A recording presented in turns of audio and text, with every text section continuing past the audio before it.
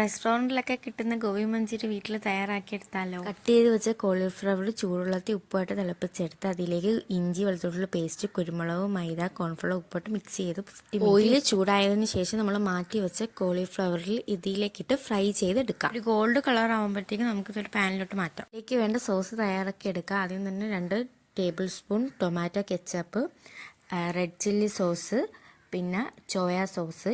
ഇതിൽ കുറച്ച് വെള്ളമായിട്ട് നമുക്ക് മിക്സ് ചെയ്ത് വയ്ക്കാം. ഗോബി മഞ്ചൂരിയുടെ ഗ്രേവി തയ്യാറാക്കാനായിട്ട് നമുക്കൊരു ഇഞ്ചി ചെറുതായിട്ട് കട്ട് ചെയ്ത് 8 വെളുത്തുള്ളി സ്ലൈസ് ചെയ്ത് 2 മുളക് കട്ട് ചെയ്ത് നമുക്കിതിലേക്ക് ഇട്ട് കൊടുക്കാം. ക്യൂബ്സ് ആയിട്ട് കട്ട് ചെയ്ത് ഒണിയൻ അതിലേക്ക് ഇട്ട് കൊടുക്കാം. ഒണിയൻ ഒരു ബ്രൗൺ കളർ ആകുമ്പോഴത്തേക്ക് 1/2 ക്യാപ്സിക്കം കൂടി ഇട്ട് കൊടുത്ത് നല്ലതുപോലെ മിക്സ് ചെയ്തെടുക്കാം. നേരത്തെ തയ്യാറാക്കി വെച്ച സോസ് നമുക്ക് ഇതിലേക്ക് ഒഴിച്ചു കൊടുക്കാം. ഇതിലേക്ക് നമുക്ക് ഉപ്പിട്ട് കൊടുക്കാം.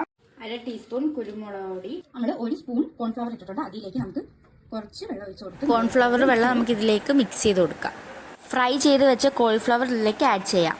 ഗോബി മഞ്ചൂരി ഇവിടെ റെഡി ആയിരിക്കുകയാണ്. വീഡിയോ നിങ്ങൾക്ക് എല്ലാവർക്കും ഇഷ്ടപ്പെടുമെന്ന് വിചാരിക്കുന്നു. നിങ്ങളിത് ട്രൈ ചെയ്ത് നോക്കിയിട്ട് ഫീഡ്ബാക്ക് അറിയിക്കൂ.